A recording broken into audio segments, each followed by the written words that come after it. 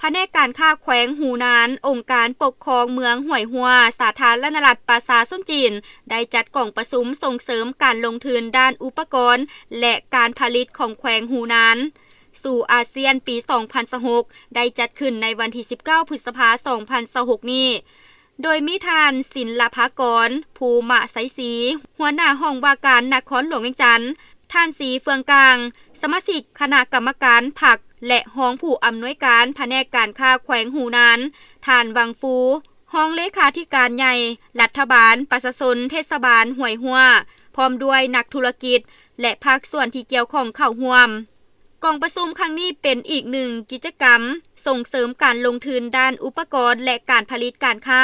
และการขนส่งการริเริ่ม1แล้ว1เส้นทางโดยซุมใส่หัวข้อการเพิ่มทวีมิตรภาพการส่งเสริมการหัวมือและการบรรลุการพัฒนาซึ่งเป็นเวทีสนทนาและแลกเปลี่ยนบทเรียนการค้าการลงทุนลาวจีนที่สำคัญเพื่อจับคู่ธุรกิจที่ชัดเจนระหว่างรัฐบาลและวิสาหกิจของหูนานและลาวเป็นการกระตุ้นที่แข็งแรงเข้าในการร่วมมืออย่างลึกซึ้งระหว่าง2ภาคพื้นในการผลิตอุปกรณ์การค้าการขนส่งการลงทุนด้านอุตสาหกรรมและการประกอบส่วนเข้าในการพัฒนาที่มีคุณภาพสูงของข้อริเริ่ม1แนวทาง1เส้นทางการแลกเปลี่ยนเศรษฐกิจและการค้าของแขวงห้วยหัวลาวได้สร้างรูปแบบที่ดีของการส่งออกความเอาผลิตภัณฑ์การผลิตอุปกรณ์เส้นยานพาหนะพลังงานใหม่ผลิตภัณฑ์แสงอาทิตย์และเครื่องจักรก่อสร้าง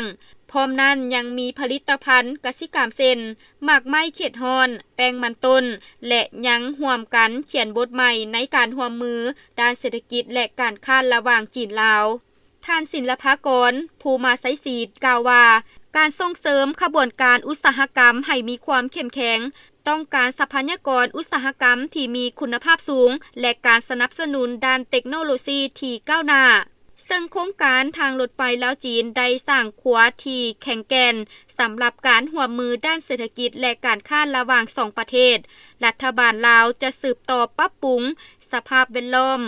ทางด้านเศรษฐกิจที่ดีที่สุดและยินดีต้อนรับวิสาหกิจแขวงหูนานมาลงทุนและพัฒนาแบ่งปันโอกาสการพัฒนา